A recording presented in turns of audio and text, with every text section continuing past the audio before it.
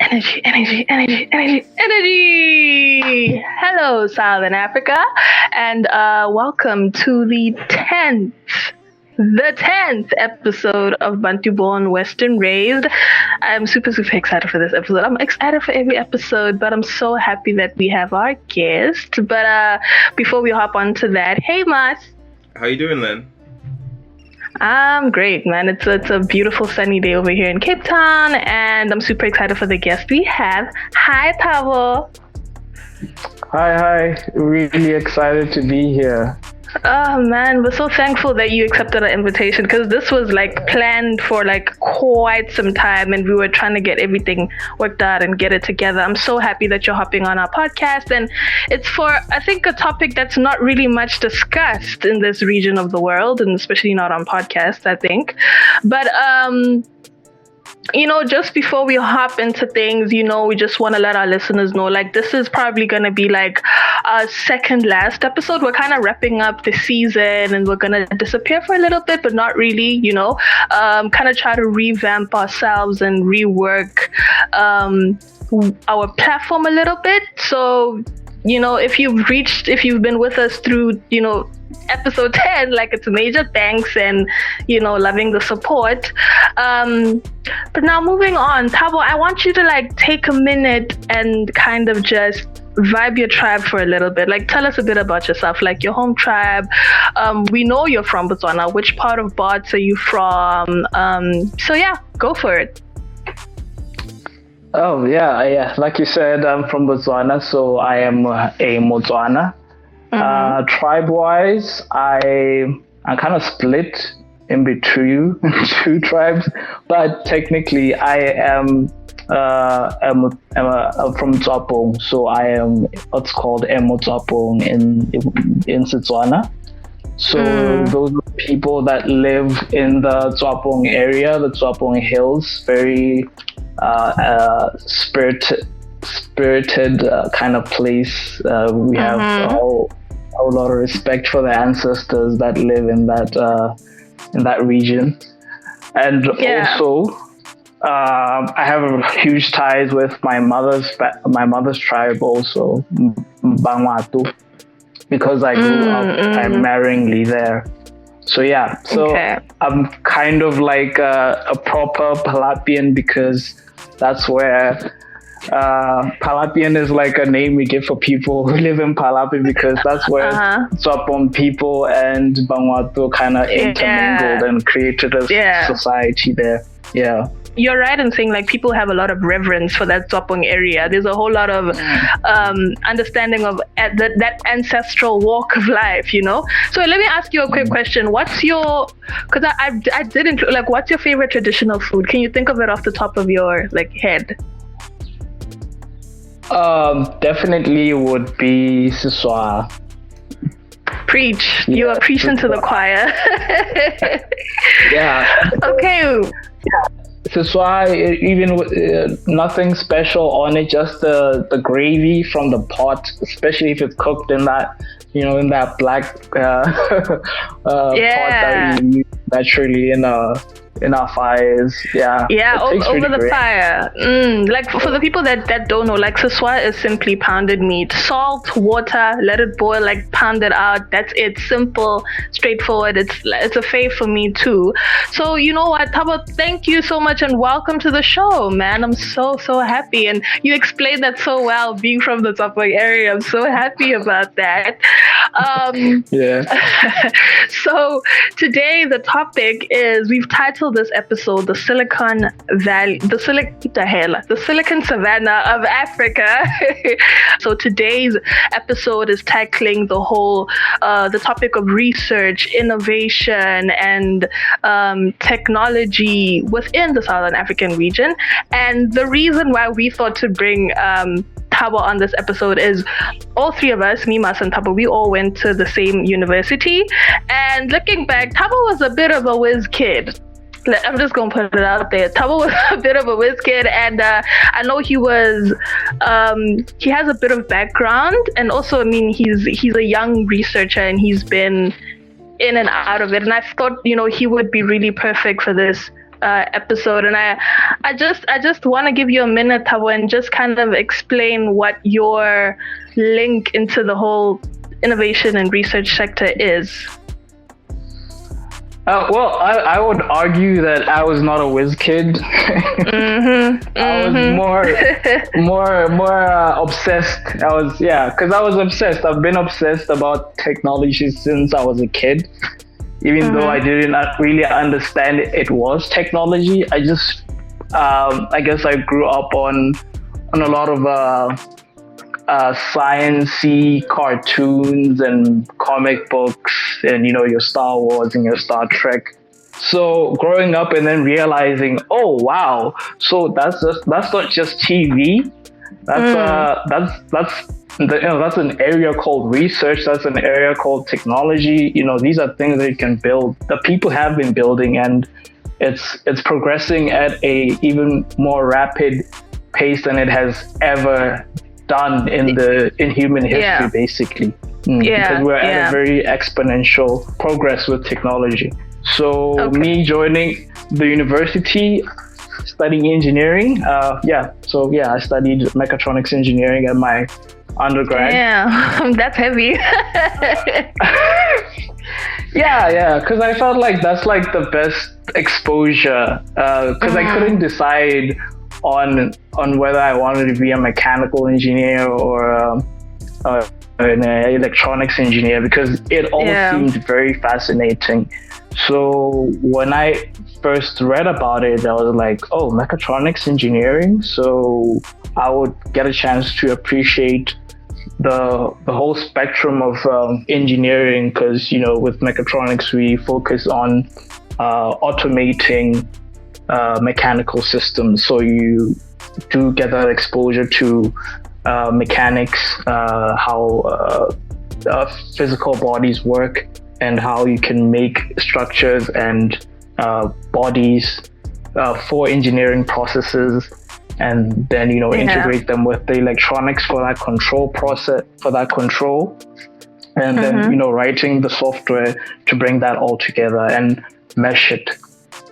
Yeah, so, I do remember, like at school we did have some kind of, I can't quite remember what it was, if it was like some kind of a festival or like a conference or something. I remember you guys did have a booth, and I remember it looked like something quite robotic. So everything you're saying, it actually, like the more you speak about it, I'm like, hey, they did have like, I did actually see these things come to life, like right there in front of me. So that being said, you had this interest from when you were a kid, and now you've taken it all the way up to varsity thus far. And I think you are a young researcher thus far. What kind of projects have you been a part of? Like, have you like authored stuff, or where have you put in the work? Like you mentioned, that was, I believe that was the I forget the name that they used to call it, the expo that used to always hosted for Southern Africa. I totally forgot, but that was, I guess, the first exposure that I had to research, because we got recruited by my current supervisor at the moment, Professor Rodrigo Jamisola. So he has a background in robotics, and he's a professor at BUST right now. So we worked with him to kind of design his ideas around exoskeletons in our undergrad years. So we worked on that project. So I was put on the task of integrating the suit itself, the mechanical bodies, with biosignals. That is, he was really interested in an active exoskeleton suit, which would be able to read the biosignals of the human body in order to perform its actions, instead of a passive one which requires your muscles, because that already exists in the market. So it was just an extension of that. Okay, can we then connect the brain to this robotic element, and then kind of model intent in a way, Okay. So that's kind of Yeah, so you're streaming like a whole lot of perspective into this. With all of this, like with everything you've mentioned, like okay, look, I'm dumb when it comes to mechatronics. I ain't even gonna lie. I don't know anything. So with what you've said, have you been able to identify like a niche or something that you can just like say, this is what I know it's mechatronics, but I'm specializing in this and this and this and this. Yeah. What would you like? What would you call it if you wanna just call it like a niche? Well, I would say my niche, rather, in that niche of a profession would be AI. Over my period at Boost, I got really attracted to artificial intelligence as a way to try to understand the world around us, because it's all about teaching machines. It's all about teaching machines to understand problems that we as humans instinctively solve on a daily basis. So, that's why even the only paper that I've published was on modeling brain activity in order to try to map brain activity to certain actions. Okay, so you talk about like mechatronics and everything like that, right?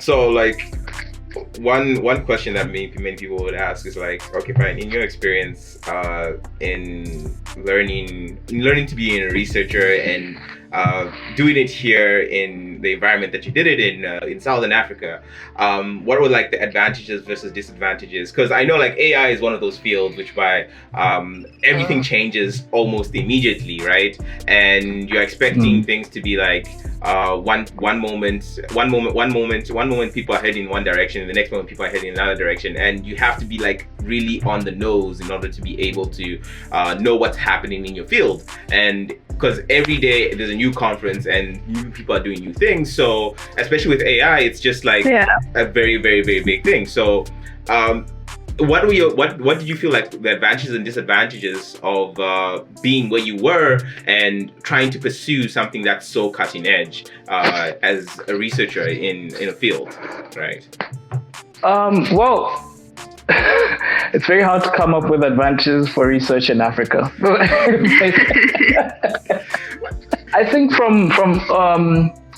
an advantage would be that, especially I guess with my supervisor, was because there are very few people working on the problem here in our country. There's a lot of I guess trust put into people who want to learn, right? You don't necessarily have to have a certain capability or have a master's degree, because I worked on my first publication while I was still in undergrad, and it was accepted while I was still in undergrad. I didn't have to wait until I got my master's in order to then, you can now publish. So that was the advantage that I got. And also because of that, you get there are a lot of spots available, I guess, in international conferences. Because one of the reasons I got entangled in this this kind of topic or field rather, is because they'll be like, there's this conference in South Africa. My favorite one was deep learning in Daba. That's the one that really bundled me into that area. So they were like, we need students who just want to learn deep learning. So this was organized by South Africans that left South Africa, went to work for your big tech companies, Google, DeepMind, Microsoft, Facebook, and then they were like, I want to share opportunities because they do exist, but they never make it to Africa, right? So they just started that, and they supported a lot of they basically started the African deep learning and AI movement and brought it to what it is today. So that's the advantage I would definitely give it. I could access resources quite easily if I want them. Now the disadvantage is you have to know about certain things. It's not in your face. Other than when you're in the US or Canada or China, where they constantly have these conferences and they actively teach the students from a very young age to look at these problems and appreciate the biggest problems in a field and start working on that problem. So access is the biggest problem, and we can see it actively right now, even in our institutions. Okay, sorry. I just wanted to ask quickly. So you've mentioned, you have a supervisor and you have these conferences that you do want to go to and stuff like that. But what, like, as a young researcher and innovator within Southern Africa, like, exactly what support structures do you have available to you? It's definitely your number one support structure is your supervisor. Because they are the person that basically defines your path and gives you guidance on what to do, and also the network. You shouldn't just end there. The network that I have accumulated over time from my conferences that I've attended all over Africa and in Canada and in the States. So the network that you hold, because researchers really love to network and they are really awesome at helping you when you have a problem. They're very humble people. Okay. Have you been a part of like a huge, like a research team type of thing, or is the work you've done so far been more like individual, more academic based things? Well, it depends. Where I have been part of a research lab. Obviously, I'm still part of the same lab even right now while I'm doing my master's back at BLUS. So it's called Smart Lab, and it's kind of the de facto robotics lab, I guess. So, we work on a lot of spectrums of problems that do come to it, because we did have to come up with solutions when COVID hit. The lab worked on the spraying drones. It wasn't something very effective, but it was it was fun to work on that. We also have a lot of partnerships with certain universities also to try to build capability also in country. But so sorry, before I hop on something, I wanted to ask you. So you're like, we're all from Botswana, and Masuzio is like a Botswana, Zambia, whatever. I wanna ask, how do you guys feel about where we are in regards to the fourth industrial revolution? Where do you think we are in all of that? Could you define fourth industrial revolution? Boy, let me explain to you. Not the definition of fourth industrial revolution I've heard. Botswana. Give this thing where they say everybody should have a tab. That's the fourth industrial revolution version that I've heard of in Botswana. But when you move in academic circles, when you move in a proper research innovation based circle, it means a different thing. So guys, where do you think we are with this revolution now? I feel like Matt should start on this one. I've been talking for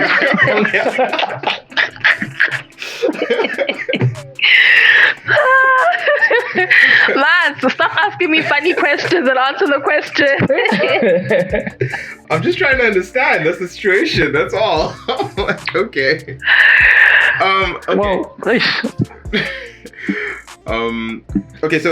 Okay, fine. Definitely. It's a difficult thing, especially like when you talk about Africa and the industrial revolution. It's like the issue mainly here is especially with the development and everything like that, because you don't have that much access to certain facilities and abilities to create certain things, you're kind of hamstrung to a certain extent in order to like in making the innovations. Even if you wanted to be able to do that, the question now becomes is, do you have the facility available to you to be able to make that project work, or make your idea a viable thing inside the market, right? So of course, it's sometimes just down to us as people in order to make things happen, and it's something that you can't always just depend on it being available. I mean, the nice thing about Africa is that we tend to be very innovative people, and we need to make solutions that are viable to our situation. Although the tools might not be always be there, we can always try and make what's available to us make what's available to us work. So I think definitely we do have people who are pushing it and pushing the whole idea, but it hasn't come to complete fruition at this point in time. I would say that. Thabo, what do you think? It's a very complex situation, because Africa kind of had it. We kind of have it dealt. The cards have been dealt already. Basically, when Africa finally caught up after colonization. So instead of us having to go through the industrial age, like most of Britain and China and America and I guess China towards the 90s, right? And Japan along with it. We technically should have gone through that, but because the world is not closed off anymore, the world is global, so there is no market drive to have huge factories in Africa, because it's already cheap to manufacture something in China and then export it to around the world, basically. So we kind of missed out on that. So it's a very confusing position in which we are, because there's no use for us to try to focus trying to be industrial, rather, because the market doesn't drive towards that. The market right now drives towards innovation, research, providing ideas that will fuel the next generation of product and solutions, because we already value those things ourselves.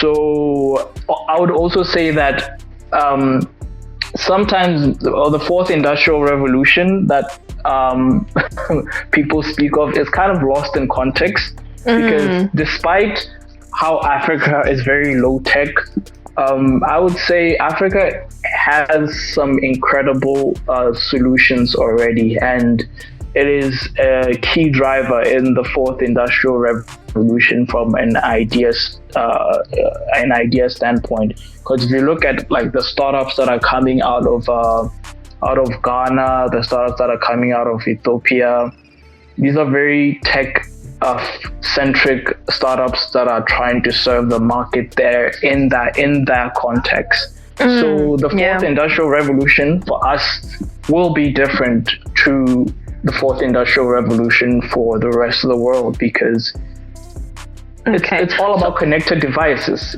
So we will connect our devices in a different way, but it's still connected devices. Okay. So wait, so what you guys are basically saying is that at the end of the day, innovation is not about keeping up and adapting with the rest of the world. We need to create things that deal with localized problems. What's happening here? How do we address our concerns here? What do the people need here? That's what you guys are saying. That's your perspective on this.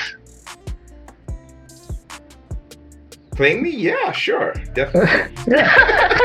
Oh, that took a while. No, I mean, sorry. You were saying, Masuzio. Sorry, go ahead, Masuzio. Okay, yeah, no, I just wanted to ask,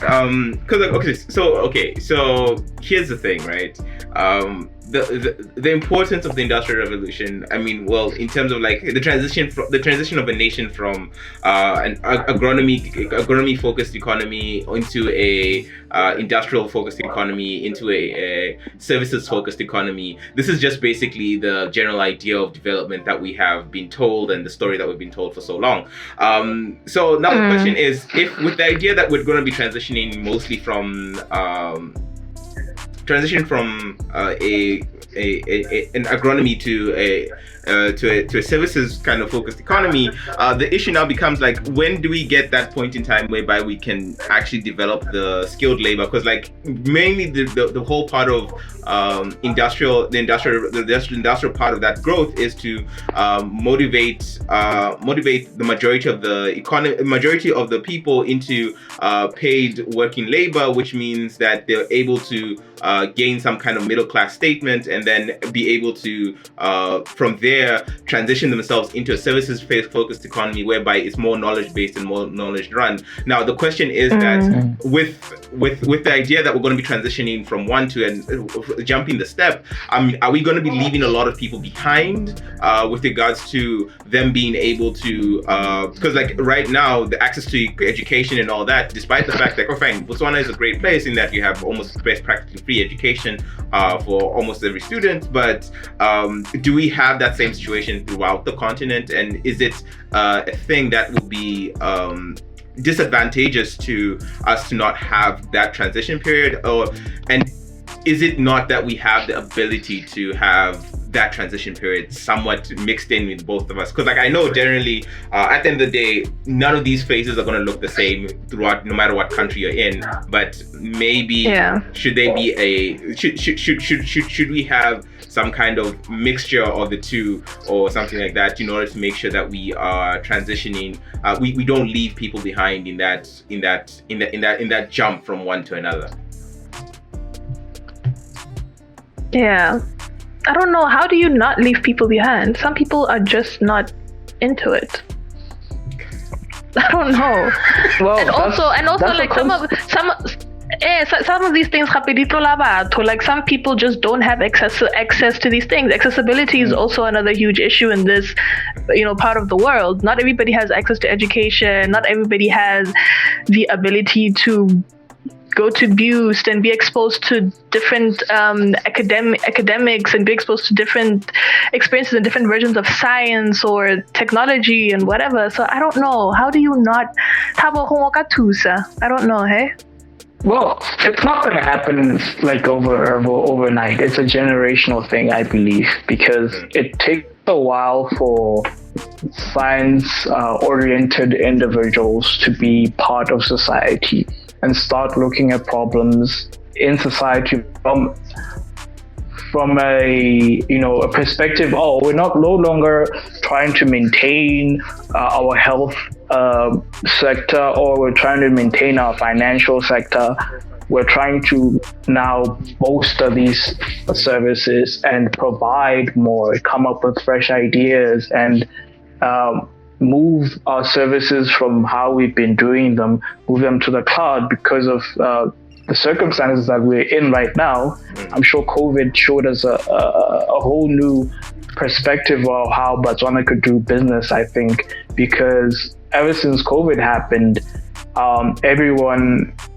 every company kind of just wanted, we want to be online. And I have friends who've just been working from day to day, just working on new websites, even working on payment methods, also integrating payment methods. So yeah, I think it takes time, but eventually it does really happen, because even right now I think Africa is quite it's by surprise leading in terms of mobile money or cashless money in the world. Because it was a problem. Exactly, because it was a problem that we had as Africa, as most of Africa, because it was made up of we had situations where money wasn't worth anything anymore. So people had to innovate around that problem, to now make money digital. So yeah, it's the like necessity is the what's the phrase? It breeds. What does it breed? Necessity is the mother of innovation. Yeah. Sorry, can you repeat that for me? Necessity is the mother of innovation, of invention. Okay. I think, right? Something like that. Invention, yeah, exactly. So like, okay, so you've talked about like how people are developing and the introduction of people into the society, and like Africa in terms of like research, people are there, they're trying to focus and they're trying to push this thing. Great, and it's wonderful. Now, okay, so the thing is, unfortunately, there's this huge elephant in the room that we really actually also have to talk about, in that with regards to like people, expatriates, right? Like, I mean, it's not like there haven't been smart people in Africa for the longest time. It's just that we a lot of the time what you find is a lot of Africans, especially when they get enough knowledge, they fly out, they go to another country, they join, they go and live there, and then they talk about, oh, they have problems with regards to coming back and integrating.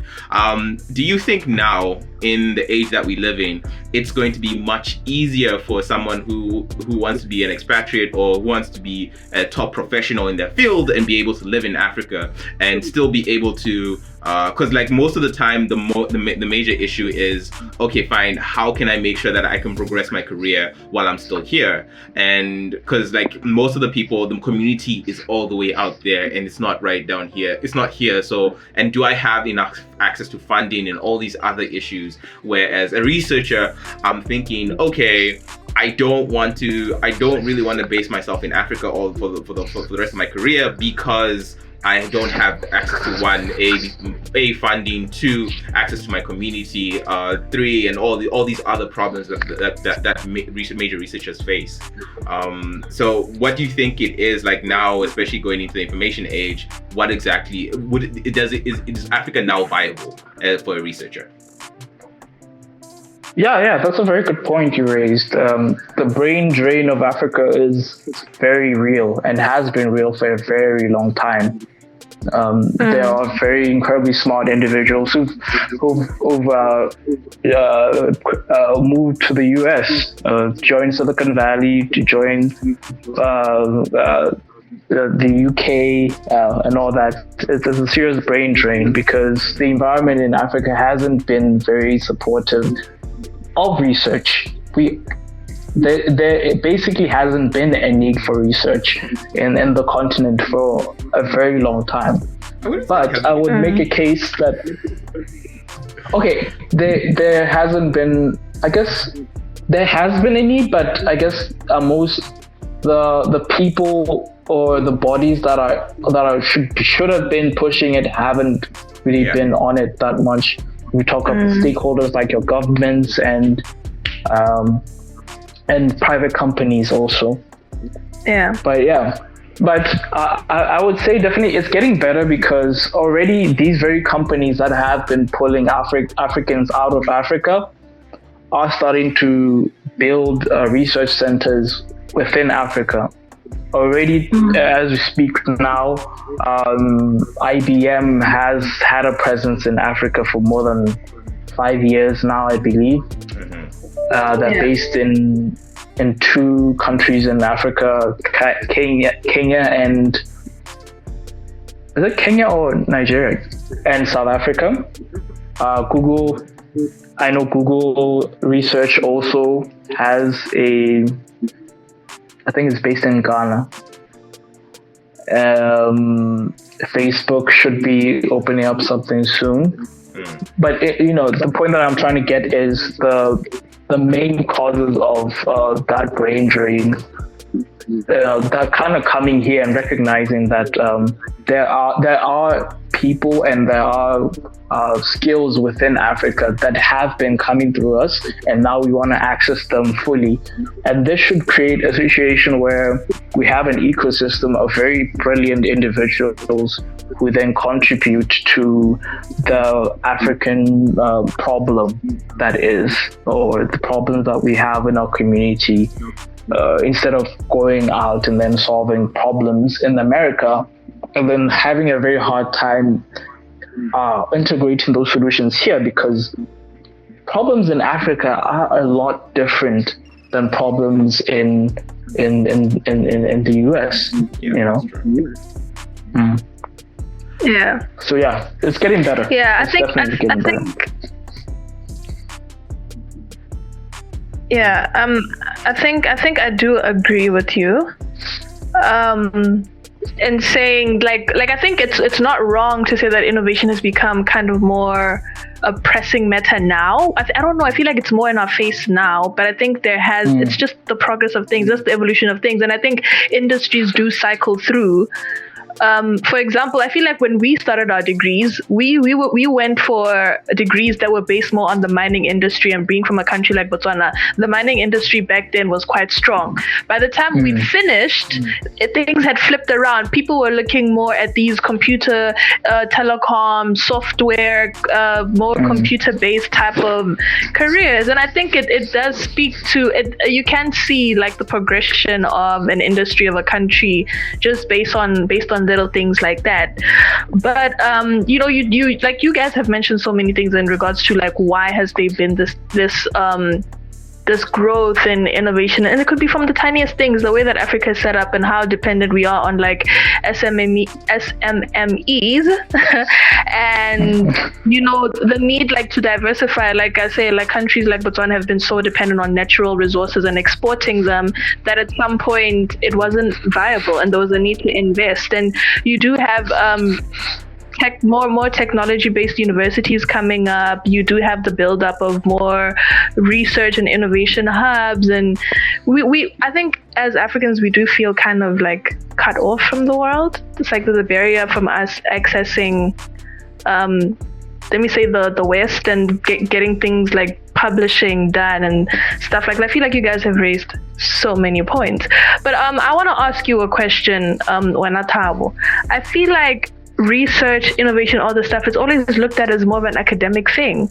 Like how Hetako Skolo, like that should be the end all and be all. Now you have to go out and get like a proper 9-to-5 job.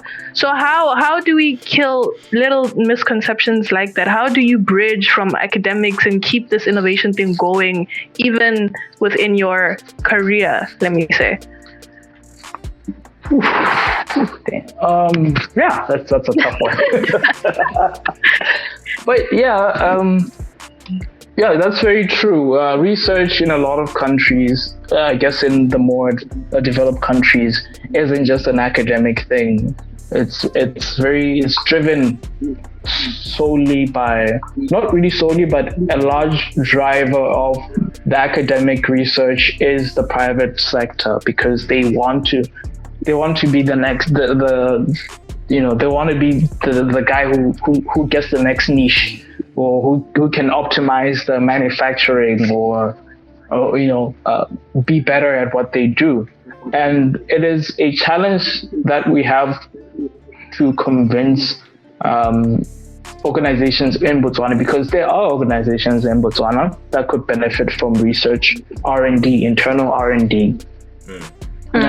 Which us as employees would then be more driven towards getting involved in, getting our masters, getting our PhDs, and still going like, I work, but I work as a researcher, because it's not about maintaining the service, because for a long time it's been just we're servicing, right? We're just maintaining a service. If we have a mine, we're just maintaining a machine. That's just how it runs. If we need a new machine, we just call up our supplier in Germany. and they do the thing, Yeah. but that's not sustainable, that's because you end up in a situation where your markets or your business just isn't relevant anymore because the big giants in the world have innovated and driven you out of the market. So it's time companies realize the importance of ensuring that they survive the next 10.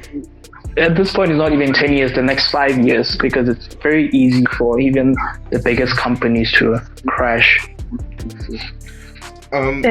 So, question, you talk about this demand for private sector R&D and research and development. Do you think the major problem is okay, fine. I mean, it's just my theory, I guess. So, do you think one major problem is because of majority of the major businesses located within Africa are usually foreign owned or something like that, and as a result of that, they tend to want to have R&D established or based where they are from, which makes more sense for them in terms of it being cheaper and things like that. Okay, fine. To be honest, it would still be cheaper in Africa at the end of the day, I think, to a certain extent. But it's something that I think you need to make sure that you have R&D to address whatever market you're in, and because you are in a global environment, just because one thing works in one place, the same thing may not necessarily work in another place. So having researchers available to you on the ground where it is, where you're trying to implement a new product or a new thing, is actually very important, to make sure that you are able to completely adapt it for that environment. So do you believe that do you believe that it's just a problem with the business culture in general, in that we don't focus on R&D, or is it a problem with the fact that we have too many too many outward focusing companies that not necessarily focusing on this is just a secondary market for them, and as a result of that, we don't really have that many people willing to pay the money in order to invest in R&D in Africa, or is it basically? I think it's kind of a mix of both. Because definitely the key drive, like I said, I personally believe the key drivers of innovation is the private sector, because they innovate to make returns, right? They have a purpose to innovate. They have a reason to innovate. That's why even the biggest universities in the world have these very huge funds that they are in charge of, because it's that business to innovate, right? So there has to be a motivation towards innovation itself. It's not enough to be for the government to be we need to innovate because of the fourth industrial revolution. It should be a matter of, we need to innovate because we want to make value, to form value for our shareholders, or to form value for our communities, right? Because that's when it becomes a long-term, consistent thing. It's not just a project that comes and goes. And on the point that you mentioned with these multinationals, I think we already see the holes happening. I personally see the holes starting to show with that kind of model where you kind of just don't do R&D in Africa. You're just servicing Africa, and then the R&D happens in another place. Because you can see what happened with Barclays. It had to leave Africa because that research. They basically don't run any research or development in any country. They didn't run any country in Africa, so they got pushed out by these big South African banks, right? Because they are more in depth and they understand our customers. Why? Because I definitely believe one of the most advanced sectors in terms of research is the finance sector, because it's more mature. It's been around for the longest time, so they've gotten to a point where the wrong models just can't work anymore. So they have to adapt to survive and to innovate. That's why they have amazing apps and services, and definitely. So let me one question in regards to just speaking on innovating and creating these systems and services. Should the approach to research, R&D, all of that, should it be more collaborative or should it be competitive?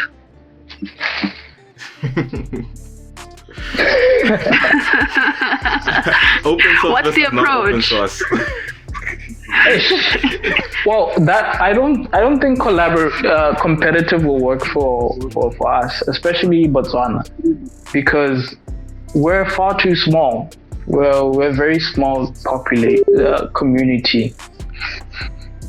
So competing when you only have what, up until a few years ago there were only two mechatronics engineers in the whole country, right? So I think collaboration is more important here, because that's how any form of business can be formed, or any kind of project can be put together, because most of these systems require multi-level supply. And because if you talk about the buzz that happened recently, rather last year, with the electric car situation.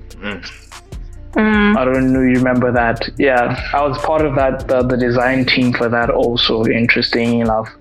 But the biggest problem there is we can't afford to compete in country nor in the continent on this aspect, because the biggest behemoths right now work out of the efficiency of having a logistics, they're solving the logistics of parts. So if we then try to compete against each other within Botswana or Africa, we're never going to have an ecosystem of a supply ecosystem, right? Because none of us can make one thing, but we can, like the UK does with Boeing, we can service certain things in our areas. Because if you look at Congo has the minerals required to make batteries, right?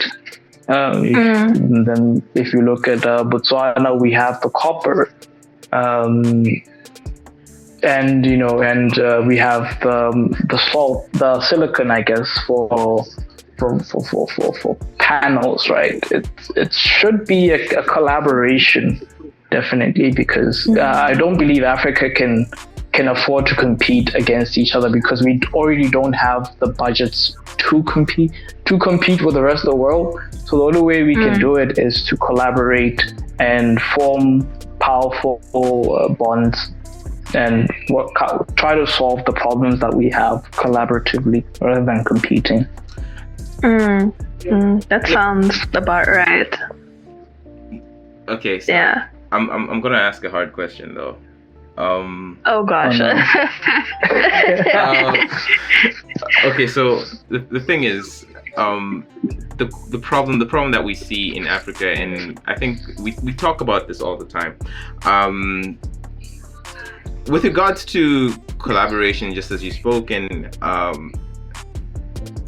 like the problem that I see, like an example of this is that what you'd find with most African countries is that that most of their trade is mostly executed with foreign countries that are so far away.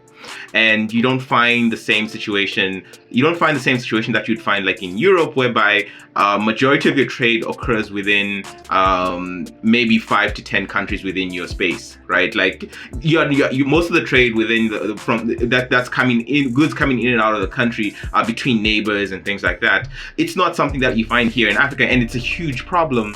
And when you talk about Africans collaborating with each other, whereby we don't really even have the links in order to trade with each other as we speak, where do you think that idea of us being able to like talk to each other and get the different pieces from different places and put everything together in one place, and then basically the idea of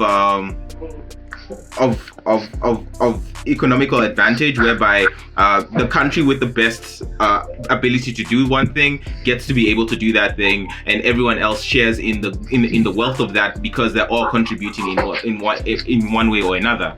So where do you think that's going to come about if we don't really have those trade links within ourselves right now?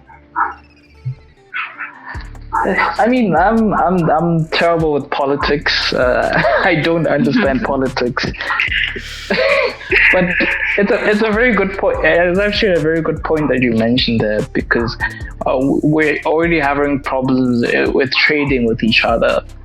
So when we already don't have the economic drive to trade, then how are we going to work on anything together? Because like I mentioned before, innovation is driven by financial forces still. It's not just driven out of a dream. It's still very financial at its core, because you can't just keep on making Teslas and losing all your money for years. You know, you have to give your investors the money back, right? So I think definitely when countries realize that they have more to gain with collaborating and trading with our neighbors is when this can really start rolling. But otherwise, I don't see that happening without those links themselves in the start. Yeah. Okay. Yeah. No. I mean, we're not gonna solve Africa today, but yeah.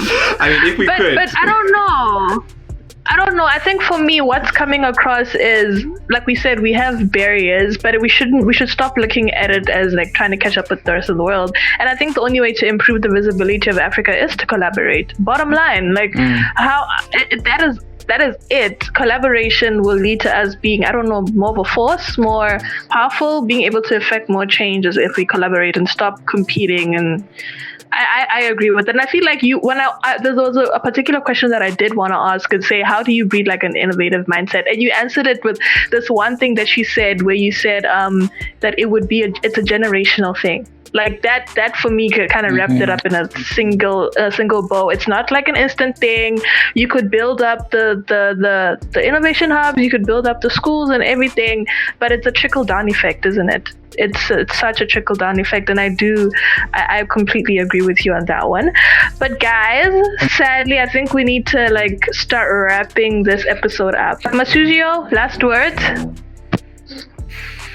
Well, I mean, there's always too much to say at the end of the day, right?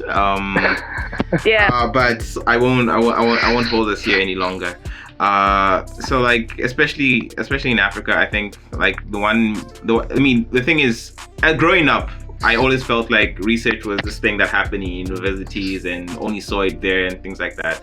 But as you grow up, you come to understand that research is something that happens in every industry, and everybody should be trying to at least, I mean, I think most companies should be trying to find out what the next possible thing, or next best way of them making their money is going to be. And so therefore it's super important for us, not only as Africans, to understand that research is something that's important, but also understand that research is something that should be continuous, and looking for the next thing is not keeping things the way they are is not exactly always helpful at the end of the day. But also, again, we just need to make sure that we collaborate with each other, collaborate across the nation, across the world, in order to make sure that we can actually bring all these innovations and bring all these solutions that we need for our situation. Okay, and Thabo, final word as our guest. Like, what's your last 2 cents to this conversation? I would say, okay, it's tough. I would say we're at a turning point. Africa is no longer, I would say, sitting in the back room. It is the stage for the next biggest economy. So, with that said, I believe it's very important for us and our generation, and even the way we bring up the one below us, to invest in the future, to invest in the research and development in whatever fields. And because we can now, we're no longer limited by the resources or the capability. We are at a point where we do have the people. We do have a sufficient internet infrastructure. All the information is out there. Everything important is open source, interesting enough. So if you're into research, if you're intrigued by whatever area you're in, whether it's biotechnology, whether it's materials, keep tinkering and try to bring solutions to the world, no matter how crazy they may sound in your head. I think that wraps it up in a nice little bow. So guys, we've come to the end of this particular episode, and I'm so grateful to Thabo for coming on the show. It was a pleasure. Yeah, like the title was, the Silicone Savannah, and I feel like we've addressed that so well. We've said it. I think the one thing that wraps it up is that necessity is the mother of invention. Work on that collaboration, let it trickle down. It's a generational thing. Let people see you, put yourself out there, publishing keeps a research career alive. I must say, publishing is the way. So for me, this was such a good episode. Thank you so much, Thabo. Thank you for your 2 cents. Thank you for being the young researcher that you are. Guys, watch out. We might be talking to the next, Africa's Mark Zuckerberg. I'm so thankful. I'm so thankful you hopped into the podcast with us. Guys, please join us. Thank you so much. To our listeners, please join us for the final episode of Bantu Born Western Raised, the first season. If you're looking to reach out to us, looking to collaborate with us, you find us on Instagram. It's all Bantu Born Western Raised. We're on Facebook. Find us on find us on Gmail? Send us emails, guys. All our contacts and everything are actually on our social media pages. Do not hesitate to reach out, share your stories, own your narratives. We are creating a platform for Southern African stories, and we are so excited to be doing this. From us at Bantu Born Western Raised, this is us signing out.